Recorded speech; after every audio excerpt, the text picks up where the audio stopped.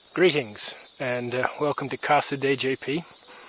I would first off like to apologize for the fact that it was 2 months since my last update. I feel like I'm going into confession.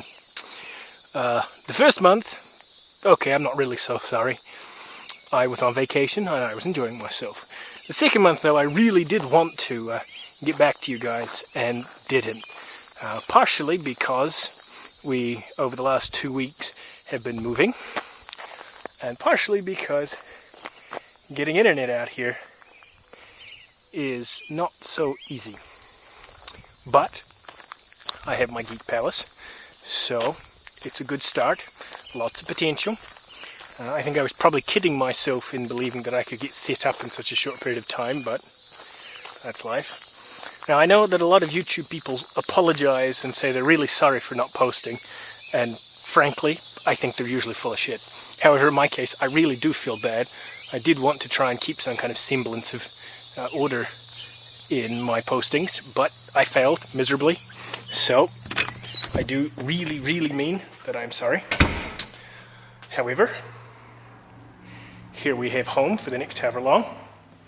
I'm not entirely moved in yet, but I've got most of the collection.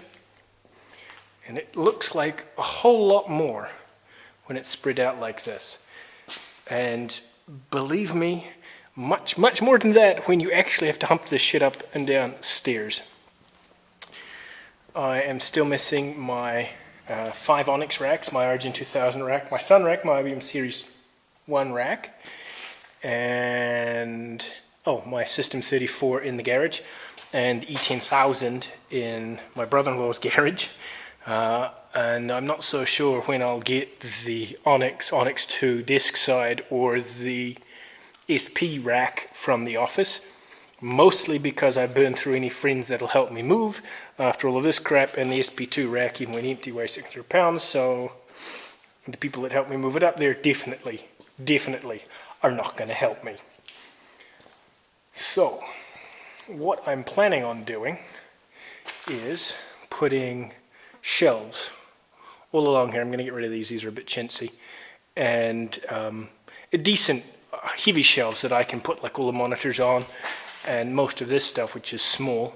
This I'm going to keep as a workbench, but it's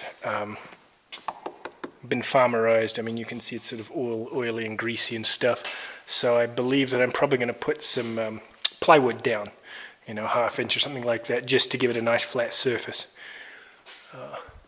There is, however, even ample heavy-duty storage space, which is kind of nice. Now, honestly, look at that. Now, that's what? 2x6s, 2x8s up there. Nice series reinforcements. So that shelf probably could hold several hundred pounds in each section. How do you get that much weight up that high? Because these ceilings are probably 14 feet, so that's 10 feet off the ground. How the hell do you get anything up there? Honest to God. Anyway. So, yeah. Shelves over there. I'm going to organize this kind of in the floor. I think I'm going to have the rack sort of running this way. Like there-ish. And I think I'm going to try and better seal this door. It's not bad. It's fully insulated. There's 6 inches of insulation behind all these walls. There's 8 inches of insulation up there. I have a furnace for working on the winter. And in the summer, as in right now, when it is 98 degrees outside, and it's got to be 95% humidity, it's actually quite cool in here. It's probably not more than about 70. Problem is that it's rather humid in here. Now, some of that's going to be my fault, because when we moved in, I had this door rolled up all the time, so all of the damp came in. So I've got to work something out to get the dampness down, because, you know, you're supposed to be moving forward, not backwards, and it would be nice if this place was less damp than my basement. I've kind of started this with a storage room here. The idea is that this has a little heater there. You can see the electric heater, so that, you know, instead of heating up the entire building, you know, you can just heat this up. This was here already, obviously. And I have a dehumidifier here, and then all of my discs and box and things like that. Well, okay. It should have all of. Right now I have System 34 manuals, AT&T Unix manuals, Commodore, that's discs, my logic analyzer, oh, trophies, okay, with guts. So there's my super CPU there, and it's all sorts of Lord of the Rings stuff my mother sent me when it opened in New Zealand the weekend. I think she seems to think that this might have value someday, you never know. Disk drives and stuff like that.